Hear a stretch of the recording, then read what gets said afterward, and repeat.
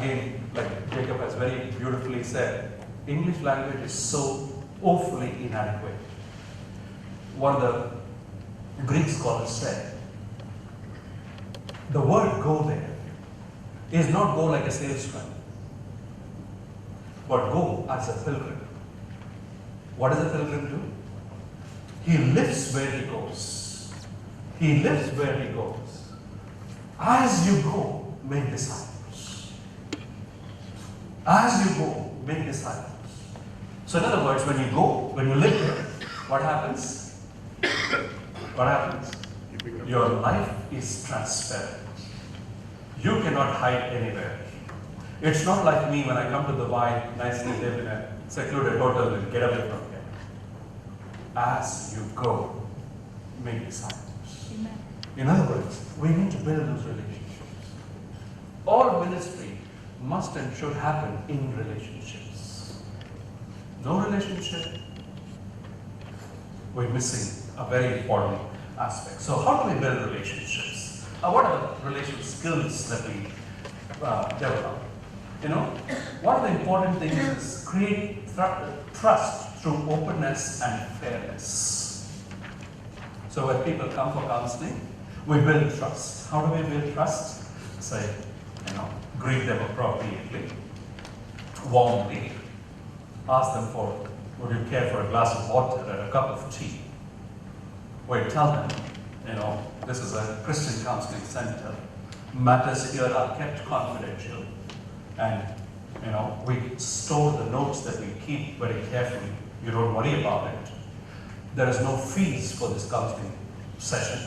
Our policy is that we don't charge, so we tell them there's no fees for this. The session goes for about 1 hour or so. We give information and create trust. Do you have any more questions before we start? Please create trust, creating trust by giving information. Clarity brings openness, clarity brings trust. So parents say, please counsel with my children. Or XYZ says, so-and-so has a problem, please counsel with him. I agree we do that. We accept that. But take some time to build that rapport, build a relationship. Relate to the whole person. Now what do we mean by this? Relate to the whole person. Many people say, our Lord is in the business of saving souls. That's true, but is it the whole truth? He's also in the process of sanctifying our bodies, our spirits, our minds, everything. So relate to the whole person. Like we heard, emotions,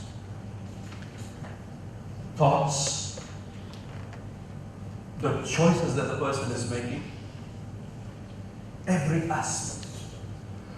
Otherwise, if I am hung up, if I am preoccupied, the only thing is, what's the problem? How do I fix it? But when we relate to the whole person, there is a connection, the bonding that is taking place. And the person is sensing, oh, this person is thorough. This person doesn't leave anything, to chance, to uncertainty.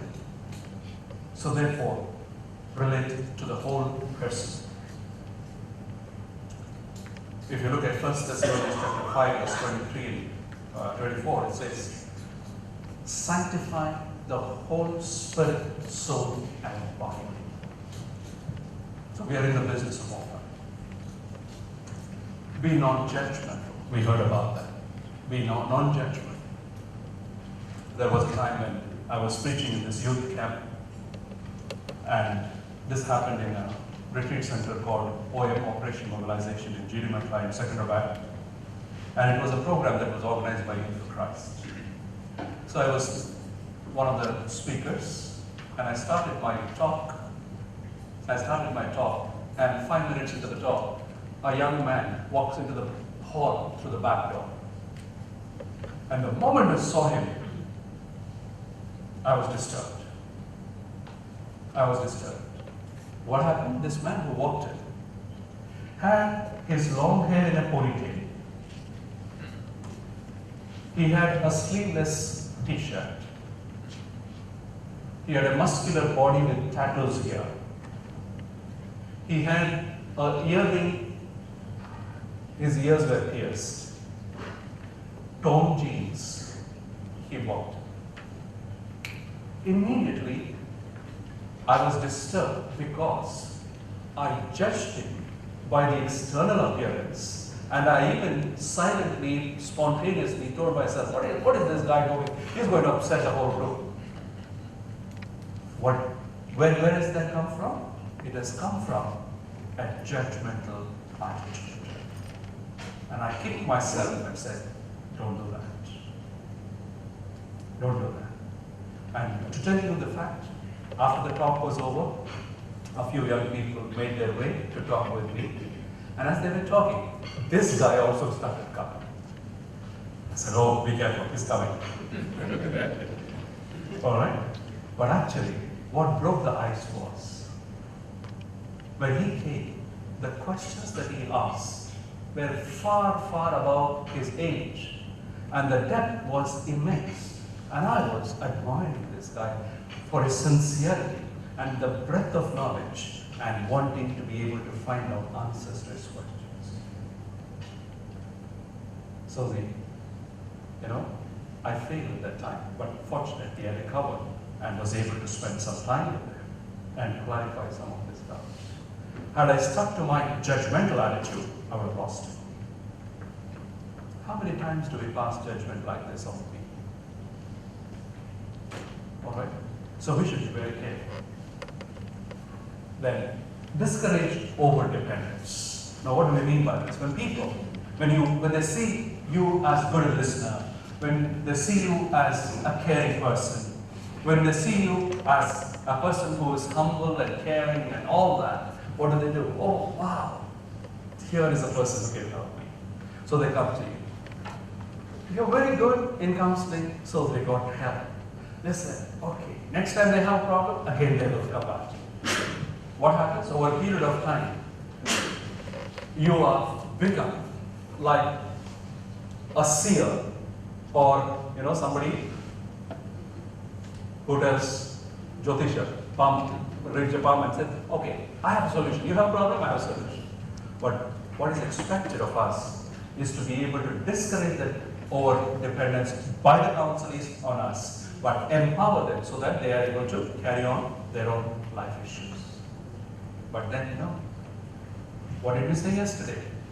Where does our security come from? Yesterday we talked about security, self-worth and significance. Where does our security and significance come from?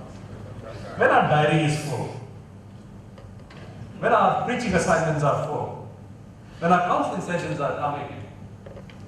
But actually, when your diary is hardly 1 or 2 counseling sessions, that means you've done a great job. You have empowered people and moved them on. That's what we need to work towards. But if I tell myself, my security is about this, we will never allow people to go away from us. Well, no problem, yes. What happened? I'm able to do that. Oh, they don't need me anymore. I kind of feel insecure. No. I need to be secure enough to let people go. Amen. Go Amen. Amen. Otherwise, we are making them utterly dependent on us, and it's going to be not a kingdom of heaven. How many times did Jesus say, I want to come after you? What did he say? No, go back. Go back, tell your people. But what do? How dare you go back? How dare you go away from me? All right.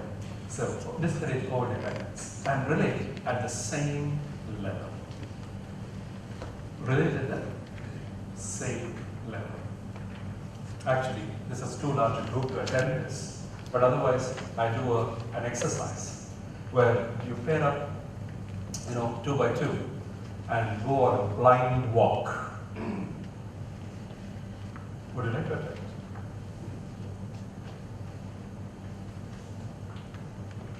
Six, 10. No, let it go by, and go on to the next skill. But this is how one of the things you need to build a good relational skill. Now, one aspect, and that is when you are relating to, when you are in counseling, people who are older, younger, children, all may come. Till such time you develop a good counseling resource in terms of people who are trained to address various issues, probably you are the only person who has to counsel. Now you should be able to develop relational skills that you are able to relate to people at different levels. I shared this at the time of, doing counseling programs for school teachers and college teachers and lecturers. We have a workshop on counseling for college lecturers and teachers. I do that. And I said, how do you greet a young person? Is there a way? Would there be, would you be able to strike a call? How do you greet a young person? High five. Huh? High five? All right. If I were to go to a young person and say this, he will have difficulty. But if I do this, probably my age, this would be a good one. But a young person, maybe. I do.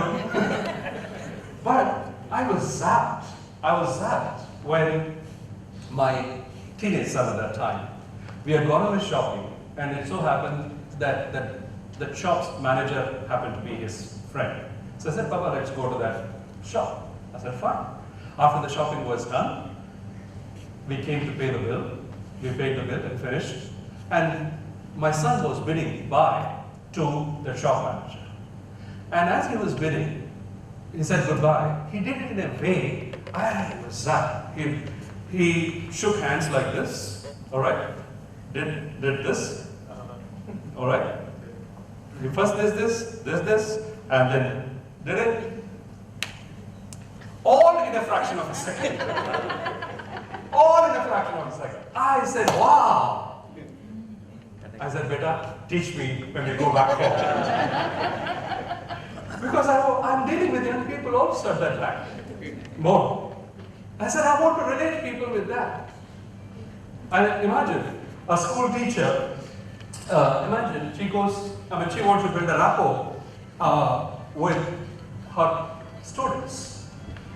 I said, okay, you are a physics teacher, but you care about your children, and then your children, the goody ones, are always good in the classroom. But who needs attention? Those who are not good in physics. And who are the ones who are not good in physics? Probably they're good in sports. So where do you go and build a rapport? In the class or in the sports field? Yeah. And you got to know that they're going to play a match. If you're there at the sports field, and your boys or your girls have won the match, whoo! Is that good building up relationship? Yes. How many pastors make an effort to go to some of these special meetings of the congregation? Be there where they are. To build a rapport, to build a relationship. You might say, oh, this is not part of my job description. My job description is 30 minutes or 40 minutes or 1 hour of preaching. That's it. No. Build a relationship. All right?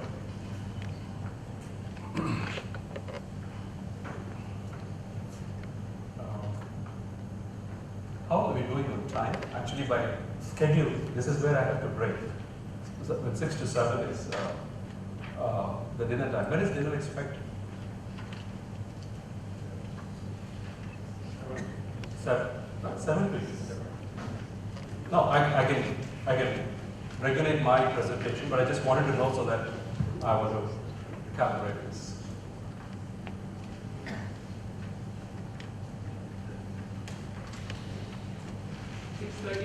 6:30, great, lovely. So let me do one more skill. And for this, we looked at attending, but I want to do it as an exercise. What does attending skill mean?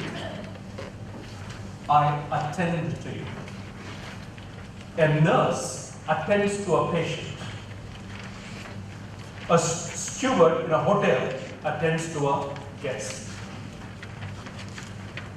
Does a pastor attend to a member of the congregation? Does a counselor have to attend to a counselor? Yes. Paying attention involves a tremendous amount of thoughtfulness and energy. All right? So let us do a couple of exercises, and then we will discuss this and have some bullet points. What I'd like you to do is, I want you to choose a partner to do this exercise. Okay? Choose a partner to do this exercise. And the two partners with whom you have chosen, the two partners must arrange their chairs like this and sit back to back. And then I'll tell you what to do. Okay? Choose a partner, and it's good to go around, choose a partner, sit back to back like this, and I'll tell you what needs to be done afterwards.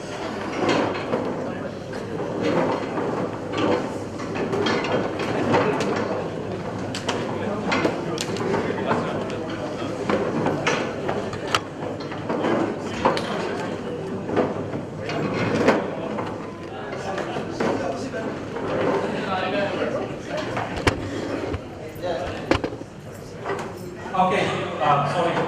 Please try and stay away from each other to provide some privacy. Who knows, accounting says the result out of this. Please give some space to the other pair, Yeah.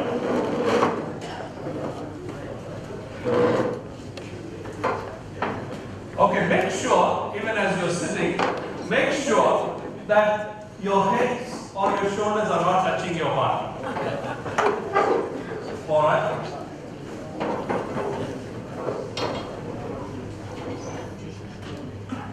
All right? Now, I have a simple task for you. The task is that without allowing your body to touch, looking straight ahead, and not turning your heads around to look at your partner. These three rules. No touching, no turning around, but looking straight ahead. All these rules, three rules, and carry on a conversation with the person behind you. Not with the person beside you or in front of you. Alright? Carry on a conversation with the person behind you, and you may ask me, what topic? Any topic under the sun. Okay? You can start. It's not a must and should that one speak and the other silent. You decide what you want to do. There are no other rules. Converse freely with the partner behind you, and for about 2 minutes. I'll give you 2 minutes and carry on a conversation. And as you're carrying on this conversation, my request is stay in touch with your feelings. Stay in touch with your feelings, emotions. How are you feeling as you are conversing? I want you to do that. So 1, 2, 3, start.